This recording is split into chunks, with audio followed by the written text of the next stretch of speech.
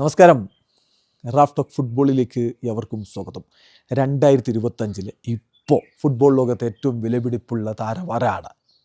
Yes, transfer market അത് update ചെയ്തിട്ടുണ്ട്. ഏറ്റവും പുതിയ കണക്കുകളിലേക്ക് നമ്മളൊന്ന് പോവുകയാണ്. അതിൽ നമുക്ക് നോക്കാം, 1, 2, 3 ഒരേ വാല്യൂമായിട്ട് നിൽക്കുന്നവരാണ്. പ്രായത്തിൻ്റെ കണക്ക് കൊണ്ട് സ്ഥാനം വ്യത്യാസമുണ്ടെന്ന് മാത്രം. ഒന്നാമത് ലാമിൻ യമാൽ, 18കാരൻ, 200 മില്യൺ യൂറോ ആണ് അദ്ദേഹത്തിൻ്റെ മാർക്കറ്റ് വാല്യൂ കണക്കാക്കിയിരിക്കുന്നത്.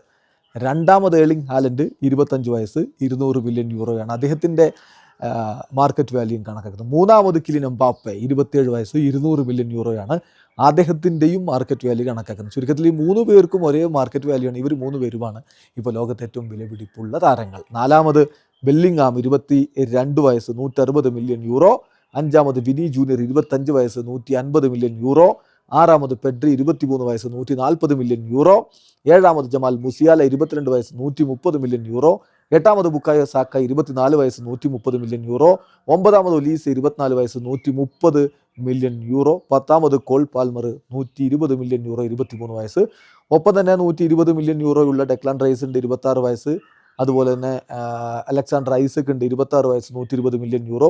ഫെഡെ വാൽവർദെ ഉണ്ട്, 27 വയസ്സ്, 120 മില്യൺ യൂറോ. ഇവരാണ് ഇപ്പോൾ ലോക ഫുട്ബോളിലെ ഏറ്റവും അധികം മൂല്യമുള്ള താരങ്ങൾ. വീഡിയോ അവസാനിക്കുന്നു.